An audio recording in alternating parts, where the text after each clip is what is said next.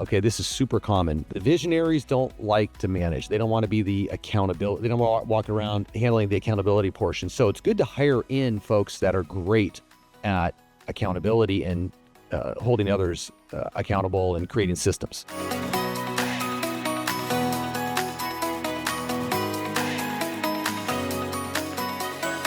Well, hello and welcome to another guest interview here on the Profit with Law podcast. I'm your host, Moshe Amsel, and I'm excited today because we've got something different. I love something different. We don't have a marketer. We don't have an accountant. We don't have a lawyer. We've got somebody who built a national appliance brand. Now, what can we learn? What can a lawyer, law firm owner learn from somebody who built a national appliance brand? We're about to find out. So, Luke Peters, founder of Apex CEO, helps CEOs scale businesses and plan exits. He grew his company from a garage startup to $80 million in revenue, successfully selling to private equity after 20 years of leadership and innovation. Now, before I even introduce Luke and bring him on, or I just introduced him, but before I bring him on, I want to kind of set the stage here, because when we think about somebody like Jeff Bezos, right? Started his business in his garage. I mean, he was packaging books. He was putting them into boxes and putting labels on them and sending them out, right? But if Jeff Bezos had stopped there, right? If he wouldn't have hired somebody to put labels on the boxes and put the books in the boxes, if he wouldn't have scaled his marketing or his sales to go beyond whatever he could handle in his garage, we wouldn't have Amazon today. And who doesn't rely on Amazon every single day of their life? I mean, I have an Alexa device in every single one of my rooms in my house. I've got, maybe I shouldn't say that, security risk, right? We're literally shopping. I mean, we have like an Amazon credit card. That's the only thing that goes on there is our Amazon purchases, right? That's the only, we get our 5% back. That credit card has been ticking up. It was like $500 a month, $600 a month. Now it's at $1,500, $1,600 a month that we're spending on Amazon every single month. And it's not that we're spending more money, it's that we're redirecting more of our purchases there. I didn't want to go on a tangent on Amazon. What I want to do is make a point. And that point is that you start somewhere, but there has to be a path or evolution forward. And having somebody who was the CEO of an $80 million business, who grew that business, he had to have developed some things. He had to have developed the sales process. He had to have developed the marketing. He had to have developed the personnel, the people to make all that happen. And that's why I'm excited to have him here to talk to us about what we can learn from his experience and his business and his knowledge that we can translate into law firm growth. Luke, welcome to the show. Oh, excited to be here, Moshe. Thanks for having me. Looking forward to the conversation. Yeah, it's my pleasure. And I start off with just, hey, give us the backstory, right? So tell us a little bit about yourself. I gave the official, 2 lines that we were given to read off, but give us the story of how you got into what you got into, how you exited, and decided to start this new thing.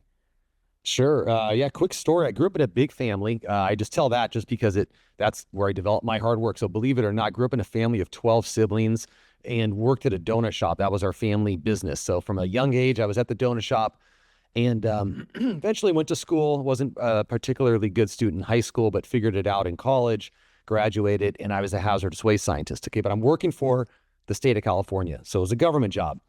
And my little brother didn't even go to college, and he's driving a sports car and he's selling stuff online. And, I went to college and I'm driving into Los Angeles through some hazardous freeways on a stick shift old Toyota truck. And I'm like, wait a minute, something doesn't make sense here. And so I just figured out basically search engine optimization. He was selling laptop parts and batteries, which was great around 2001. And then I just lucked into this category of portable air conditioners just by doing research and seeing that during a hot summer, people wanted portable air conditioner. And I had no idea what they were. And I didn't even know what a purchase order was, but I just basically that's kind of what got us into this business, my wife and I. And started Newer. So, all right, you I don't know, you wake up one night and decide to research portable air conditioners and start a business. But what did it take? I just give some backstory for me. I grew up with I would say a serial entrepreneur, but I think it's more like a serial business owner as a dad. I don't think he ever had the vision that to go further than himself in any of his ventures. But we did a lot of things as kids, and you worked in the donut shop. Well, I did gold refining in my basement. I did flower arrangements and flower deliveries with wheelbarrow around the neighborhood. We repackaged board games for sale because he bought closeouts and resold them. We did a lot of stuff because my father was always trying his next big idea. So you get this idea to sell air conditioners. Are you inventorying them in your garage? Like, what did that look like? Yeah. Well, so okay, it's funny. At the beginning, we were buying from one supplier for air conditioners, and the rest was all from Grainger. Everybody knows Home Depot. Grainger's like the commercial version of a Home Depot. They're a huge company, and they had these little The commercial get it done. the commercial get it done. Exactly. No, they're really big. It's a lot of people don't know who they are, and they have all these little satellite stores. So we would literally get an order, and then we would order from Grainger. So we were just arbitraging Grainger and the discount we were getting, and they would send it to their satellite store, and we would pick it up. So a lot of it was same day pickup. And then as we grew, we had to have inventory, and we've moved warehouses probably 7 times. So at the beginning, I was just in the garage, and I have pictures of 30 huge products in the garage, and I was still working as a hazardous waste scientist. So my wife's having to go pack them and find a UPS truck, and they're always upset when they show up because they're just doing residential, and this guy's not used to, it's not actually a pickup, right? It's like residential, and he comes and he sees 30 packages that got to get loaded into his car. So we have a lot of those funny stories, but eventually, we got one warehouse, then another, 1,800, then 4,000 square feet, then 10,000, then 20, then 30, then 80, then 115, then 200. So we just kept growing along the way. Now, let's translate that into something that's challenging for law firm owners. I have a client of mine right now that's dealing with this. She outgrew her space, right? She got a little office with two rooms, and now she hired an associate. She hired a business manager and office administrator or whatever. And all of a sudden, she needs 3 desks. She doesn't have 3 desks, so now she needs to up level to the next one. She's locked into a lease. Like, how did you navigate that process of just needing to constantly increase your space? Were you just being really smart and not signing long leases? Yeah, pretty much sign short leases. Sometimes you eat it. I would say, to add some thoughts on that subject, I would say you always have to have a long-term vision. So, I mean, big deal if you got to go eat a lease for 10 months while you find a better place. I would just consider that a cost of doing business. And most people don't want to. They sort of want the business to come in first before they expand on the team. And they're always playing catch up in almost every business, me included at the beginning. So it's good to get out in front of that, not consistently play catch up with your space as you're bringing up, catch up with people. So I would just get out in front of it. And also when you have a nicer place, you can attract better people. There's a lot of pluses to that. Yeah, it's interesting, Luke, that you say that, because it's one of the messages that I've been playing with throughout the last 12 months in, here on the podcast and out in the community. I just had our Law Firm Growth Summit last week, and it was like the front running theme of the summit. But basically, I've been touting this idea of think like an investor, not like an attorney, right? Because when law firm owners start their business, they think about it of like, okay, I'm an attorney, I'm going to get some clients, and then they grow from there. But if I were to start a law firm, I'm not an attorney, what would be the first thing I did? I'd hire an attorney, right? Mm-hmm. So like, I want them to start thinking like that. And with my client that I just used as an example, one of the things I told her was, hey, go get an office that's going to last you 5 years, and now sublet a few of the offices, temporarily until you grow to fill it, right? Like, don't get something that's going to fit you now, and then you're going to have to go through this again 12 months from now. I think that's really, very insightful that, that you want to start getting ahead of that cycle and start planning for that future vision. Same thing goes with, investing in marketing, right? Like you're definitely add to this, but what I try to explain to my clients and our listeners here is, let's say that 10% of your revenue is a good marketing budget. Let's just use that as an easy number that we can air here on the podcast. So if you're doing $1 million in revenue, 10% is 100,000, right? So it's about 8,500 a month. But if you want to go to 3 million, if you continue to spend 8,500 a month, you're never going to get there. You need to get 10% of 3 million if you want to generate 3 million in sales. So we need to increase the budget to 25,000 a month if you want to get to 3 million in revenue. So you have to get ahead of it. Like the spend comes before the revenue gets generated. And that's the thing that they're afraid to do. But then we end up taking a really slow step process into growth, and growth could happen so much faster. Yeah, definitely. I totally agree. The only caveat is on the marketing. Just make sure you understand marketing, because you want to make sure, because now a lot of the personal information, say on iPhones and stuff like that, can't be tracked. So the keyword is attribution. So for those who understand marketing, you have to have attribution. Okay, meaning you have to know your marketing is directly contributing to leads versus indirectly contributing, because there's a lot of games can be played on that side. So attribution's the key there. That's the key word to follow and understand. And then, and also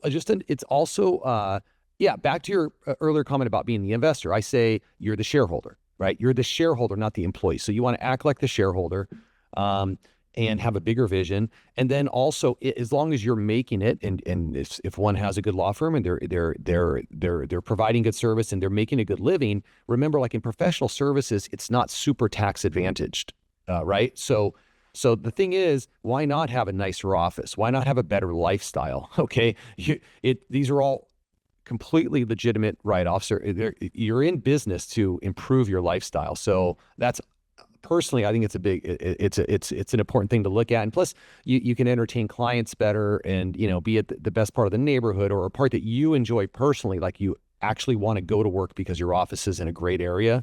I think that's a huge perk. I did that here, by the way. So same thing that I did. And I think that to that same token, I think that you should be considering purchasing your office building earlier in the process, right? Like, why not own the space, and then you take up as little or as much of it as you need, and you can have tenants in the rest of it, or not. But to your point, like it's a legitimate expense, and you can and now you're building equity in something. You've got another thing that's growing with you. Yeah, hugely tax advantage. Yeah, that's the thing. That's the one thing I regret, is not buying a place, but we moved every couple of years, So for us, it was a huge, our business was a big warehouse operation. We're doing a lot of logistics and supply chain. So we just weren't able to, but right now, it's always a good time to be an owner. Yeah. So, all right, let's kind of move a little bit from here. Obviously, you're expanding your space by a couple of thousand square feet at a time, and 2,000, 4,000, 6,000, whatever it is. You're not doing that, and still your wife is the one loading up boxes in front of the UPS truck, right? So what did it look like? Like, how did you know when it was time to hire somebody, and then how rapidly did you have to develop a team? Pretty early on, we had to hire. Even in the garage, we had had my nephew working there, and then some other friends and family. And then when we got into the warehouse, our first one I think was 1,800 square feet. But I mean, it quickly went from 18 to 30,000, within a couple of years. But yeah, now we were behind the game. So now with hindsight, I'm like, okay, you want to get out in front of it. But, we had programmers, we were writing our own code. We had sales, we had marketing, we had warehouse, logistics, operations. So all of that had to happen at the beginning. You're sort of hiring, the mistake I made at the beginning was not hiring the best talent. I mean, they were great people, but I'm saying not hiring great leaders. Right. So that's where, when I work with companies, I always want them to hire other leaders, because usually the CEO, and in law firms would be the partners, are like the vision for the whole firm. And as you're growing, you need other people with vision. And sometimes people with vision don't like to manage other people. Okay. This is super common. The visionaries don't like to manage. They don't want to be the accountability. They don't want to walk around, handling the accountability portion. So it's good to hire in folks that are great at accountability and holding others accountable and creating systems. So Luke, let's stay here for a second, because this is gold. Because so many people don't do this, right? Like, I go out there and I'm like, okay, I need an office administrator. So I'm going to go and hire, find somebody who's really good at, filing stuff and keeping things organized. or I need an attorney. So I'm going to go out and just going to hire somebody who's really good at what they do, from the attorney perspective.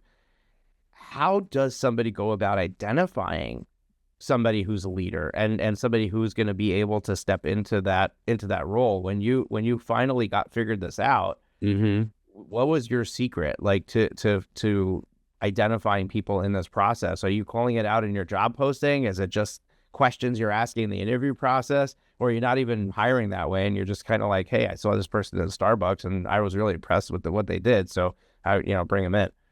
Mm-hmm. Okay, so I'll go in about three different subjects here because this is actually really important. It's a good question, Moshe. But what it is first of all, we have to realize, okay, in your particular, in this neighborhood of law firms, I'll just equate it to sports. Okay, if many people like sports. Okay, why are the best teams the best teams? They all have good coaches, but typically they have the best talent. All the good companies know this. All the good law firms know this. So they have ways of attracting the absolute best talent, and then the rest of us are trying to compete. We're sort of like an NCAA college team trying to compete with the NBA. It doesn't matter. And then we'll typically compete by having cheaper prices or maybe a little bit of a different strategy to try to outflank the big firms, but they've got the talent. So first thing is recognize that it's a mindset. You actually have to go for the best talent, not be most efficient, meaning not try to get the best attorney for the lowest price, right? You actually have to go find and be okay to pay for the best talent. And to do that, your rates need to be able to be sustainable at your business. So a lot of companies aren't even sustainable on margins. Their CEOs working 80 hours a week. They don't actually have a real business. It's like a job. If the CEO, the shareholder, walked away and hired people and had to hire for what he or she was doing, all of a sudden the company would barely have any margin. That's because they're not actually making profit. Maybe they're not charging enough. Their expenses are out of line. So, I hope this isn't a tangent, but it's a very important mindset. Okay. You're competing with the NBA, and if your college team's never going to win that game. So first thing is talent. The next thing is, there's a lot of things, making sure it's a great place to work and all that stuff. So now you have to attract people. That's the next thing. So how can you attract the best people? For us, we said, okay, there's all these perks that the big companies give, free this, free that. We couldn't do that, but what we could do is we could be a best place to work and win these awards. So that was a process that took us a couple of years, and we won these awards, and now we're recognized in the community as a best place to work, and people wanted to work for us for, maybe they wouldn't get those perks, but I would pay as much or more, and they would have way more freedom they would have at a big company. And give it an idea, our company was, as it grew, 50 people in-house, 60 people in-house. That's about the size. And then we had a bunch of people in Mexico and other countries as well. So maybe 100 total. So, and then the final thing, to be more direct about hiring, is make sure the person has already done what you're hiring for. Okay, that's a key one. Too many people stretch and say, oh, this person's great. I think they can reach and do this task or this job. The easiest thing is just hire someone who's already done it. You're going to pay more, but you're, far more likely to find someone who's going to succeed in that role. To put it in perspective, you had an $80 million business with how many people? You said 60? Yeah. 60 to 80 or whatever. Like, yep. A law firm, a really well-run law firm at 80 million in revenue probably is 400 people. That's true. And, it's actually bring up a great point. There's a whole nother way to look at that, though. And that is, a law firm's a service business. So the margin should be much higher. You should have over 20%, I would think, EBITDA, maybe even more than that. I'm not exactly sure. Yeah. So the clients I work with, our goal is to get them to between 35 and 45. There you go. Yeah. So there was a good book. I think Mike Malkowitz wrote it. Profit First. I'm a profit first professional. You can see behind me over my shoulder, there's like these old license plates. Okay, there you go. It equals E. That's actually a gift from Mike. Oh, you're kidding me. Okay, perfect. I'm actually 30 minutes from his office, so I pop in there every once in a while. But yeah, Profit First is a great system for cash management and really, understanding the cash flow in your business. But coming back to this, the leadership conversation, I think, the best places to work, really solid idea, like really think about like, how do I, how do they rank these things and how do I get into that? I think it's hard if you don't have any employees, right? Like you need to have some employees to be able to be the best place to work. But the other thing is I'm encouraging my clients to be really aggressive in what they're offering to pay. So, you want to make sure that when somebody's scrolling through and they'll argue like, well, people don't look at the price. No, that when you're looking at job postings, what is the first thing you look at? The first thing you look at is how much are they paying, and then you decide whether you want to read the rest of the job, right? Yep. So, how can you be the first job that everyone is looking at by having the highest number? And so I encourage them to have a range where the bottom number is above everyone else's bottom number, and preferably above most people's top numbers, because people give a very small range usually.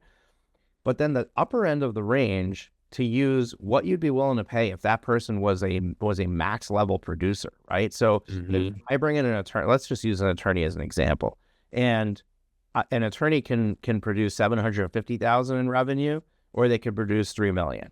Now, if I'm doing some sort of performance-based compensation, I'd probably be willing to pay the person who's doing $3 million for $500,000 salary, right? So that's now the upper end of my range. So now I say I'm looking for a 5-year experienced attorney, and who's experienced in doing pre-litigation personal injury work, right? And I'm starting them at 120. There's a range 120 to 500,000. Now you're getting those NBA players interested, right? People who, even somebody working at a big firm, probably not pulling that big of a paycheck. Now you're starting to get attention. So, I do think that getting their attention that way is important. But then in the process, right? So you pay well, you become a best places to work, so you're attracting the talent. How do you identify the talent? Like, we're not professional scouts using yeah. right? Yeah. So, well, I mean, at the end, you know what I did when we were looking for the best people? I always paid a recruiter. I always did. And actually I paid expensive recruiters. I mean, you're paying 30% of their base salary for expensive recruiters. I'm not paying the low end recruiters because they just serve you up anybody. They just do the same thing you can do. I'm paying the recruiter that comes to you with someone who's pre-vetted. They slap a folder on your table. They've got this, I mean, they have their birth certificate. They have everything about this person, And the reason is because when you're running an organization, if you make a mistake, now this is, for any director level, let's say, I would do this. Any director and up, director, VP and up, not even C-level, just even starting at the director level, because you can't make a mistake, okay? And then by the time you found out you made a mistake, it could be a year or 6 months. I mean, you've just totally wasted time on that department. So for us, it was worth it. During the interview, not everybody will maybe want to hire a high-end recruiter like that, but during the interview, if you're doing all the other things right and you are attracting talent, you're trying to weed out who the best. Our trick on the interview, I forget the name of this is. There's a book written about it, but basically the key question is you go very heavy on the references. So you're looking where the individual worked. You're understanding who they reported to. Typically, they don't put all of those people on the references. They'll cherry pick, obviously, their best 3 or 4 references. But you might find 5 or 6 other names of who they reported to. And then what you do is you ask them in the interview, okay, great. You reported to, Jennifer. How would Jennifer, describe you and rate your performance? And you ask a series of questions. Okay. And then here you reported to Mike, how would Mike, rate your performance? And then what you do, these are people not on their reference list, but they're direct reports. And then what you do is after the interview, you say, listen, if the interview went good, you would say, okay, can you get Jennifer and Mike and so-and-so and so-and-so to call me as a reference? So you put it in their hands. You're not having to play phone tag and go find these folks. And the A players will always have people who vet for them. They'll call you the next day if they're A players. So that's a great trick. Forget the name of the book, but it was something we used every time. Oh, I love that. And one thing that I learned from one of my mentors is A players always interview the employer. So if you're in an interview and they're asking you questions about the job, about the position, about how you are, your management style, what you're looking for. If they're interviewing you in the process, that's a pretty good sign that they're an A player as well. Yeah, definitely. They're doing that, and A players have that track record. So that's why we always hired people who could do the job, or who did the job already. If I'm hiring somebody for operations, I don't want to hire and they're a VP level. I don't want to find someone who is a manager at another company and then hope they can grow into the VP level. I want to go hire someone who already did exactly what we need done. And once I figure that out, you're probably paying like 30% more at that point, but you're getting people on a whole nother level, and the whole company can change when you do that.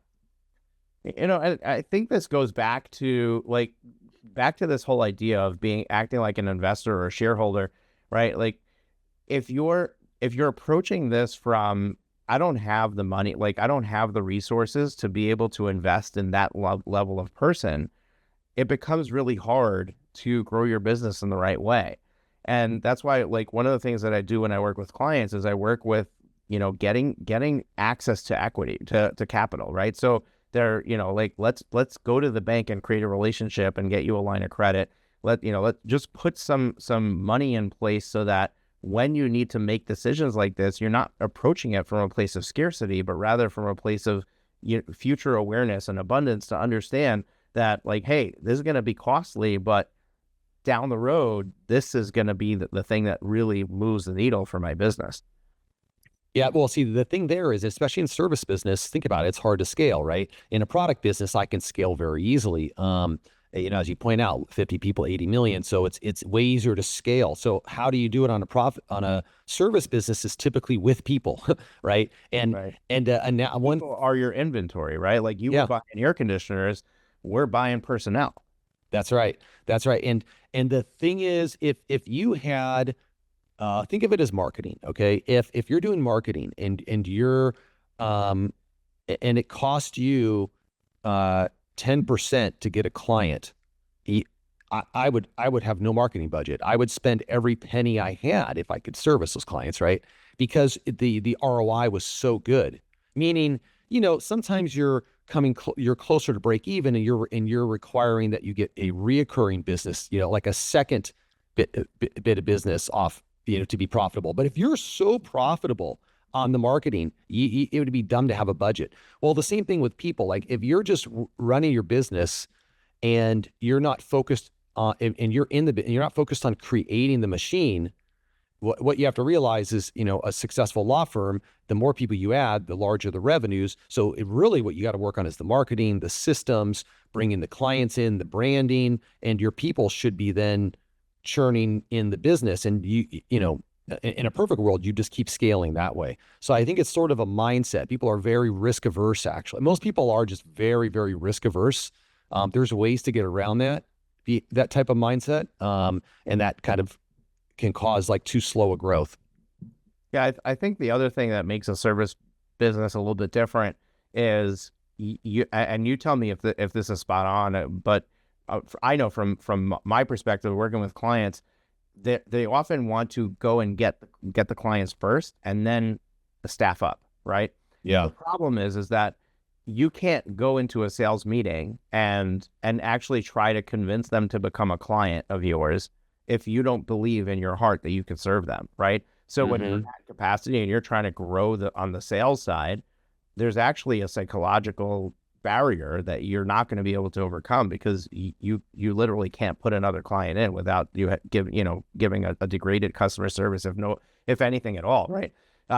So what really has to happen is you have to hire the people first. You have to have the capacity to put people in and then solve the marketing and sales piece.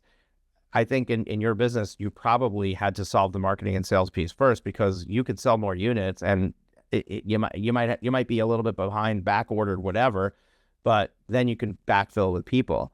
In a law firm, what I've seen is that it just doesn't work. Like you could spend more on marketing to get more leads in, but then your conversion drops because the sales are not being made. And then even if sales are made, by the time you get around to finding a person and hiring them, which is a 3 to 4 month process at a minimum, you've already got a bad rap. So now nobody wants to do business with you. Yeah, definitely. It is hard. It's like the chicken or the egg mentality. But I guess one way to think about it is, you put a little bit of pressure on your shoulders. If you kind of get out in front of it, you put some pressure, but that pressure could be good because it can force you to then say, okay, these are the key things I need to work on. And instead of you taking on the cases, your new partner or hire is taking them on. So now you're freed up to work on the business 100% of the time. Sometimes there's a fear, it's like, what am I going to do then if I'm just working on the business? But trust me, there's always going to be things to do. Yeah, love it. All right. So Luke, this was a great conversation. I loved having it, and I think our listeners are going to love listening to it. I have a hard stop, so I'm gonna make sure we end on time. What I like to do as we close out an episode is two things. Number one, what's one parting piece of advice or wisdom that you want to share with our listeners?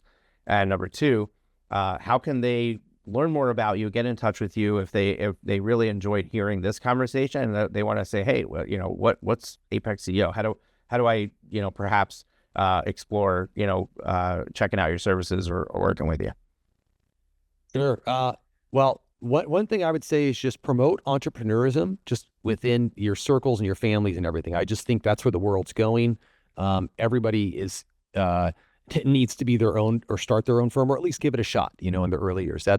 That's one thing. And then on the legal side, I obviously ran a business. I work with so many different attorneys in so many different areas. And I would, my one advice from my side, which would be different from the inside, would be to specialize and build a brand around that specialty.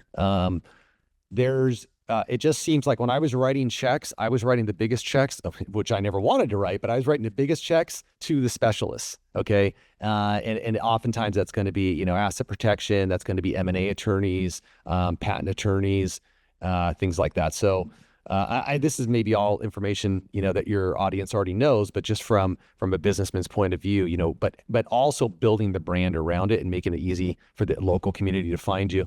And then to find me, you can look me up over on LinkedIn at Luke Peters or apexceo.co, apexceo.co. If you're working with any companies and they want to exit, and maybe they're stuck or they want to exit in the next couple of years, especially boomers, those are the companies that I help and I get them to the exit. Yeah, I wonder, Luke, if maybe we need a follow-up interview to talk about preparing a law firm for exit. If that's maybe I'd love to. Conversation we need to have. But folks, we'll link all that up in the show notes, so you'll have the link to his LinkedIn profile as well as his website. Show notes can be found in the description of your podcast player, or in the description of the YouTube video you're watching, or at our website at profitwithlaw.com. Appreciate you checking us out. If you're interested in learning more about our fractional CFO services, our elite group coaching program for solo attorneys looking to grow beyond themselves, it all starts with a strategy session. You can book a strategy session at profitwithlaw.com/strategy session, which will be linked up in the show notes as well. We only book a small amount of strategy sessions a month, so we limit that to 20. We have to be careful with our staff's time. So if you're interested, you want to make sure you grab a spot before our calendar is full and just nothing there for you to have. But that call is basically us spending time with you to help you identify what is the future vision of yourself, what's getting in the way, and what do you need to do to overcome that. So what you'll walk away from the call with a ton of clarity around what your next steps are and the growth of your business. And then from there, we will mutually discover whether there's something for us to do together or not. So really, there's no reason not to book that call because the sales pitch only happens if you want it. And other than that, we're giving you a ton of value in that, in that conversation. So folks, we're here every single week with a new episode. If you haven't subscribed to the show, make sure you hit the subscribe button, whether you're watching on YouTube or listening on podcast player. If you want to check out our YouTube channel, you can find it at profitwithlaw.com/YouTube. And if you want to listen on a podcast player, you could just search for Profit with Law or go to profitwithlaw.com/podcast for all the links. Take care. We'll see you next week.